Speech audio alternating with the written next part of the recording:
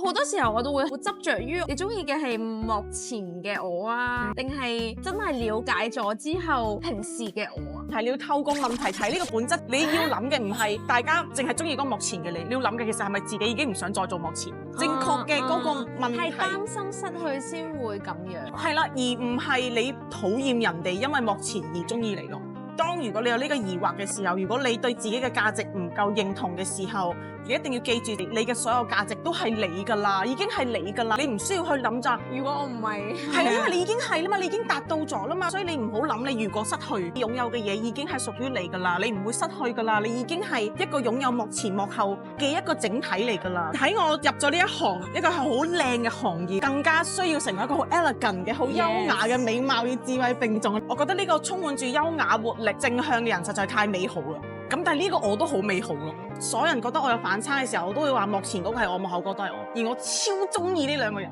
好好啊，超中意呢兩個人，做自己想做嘅，着自己想着嘅衫，大家唔會唔中意你。睇下呢個人幾中意我，你愛我，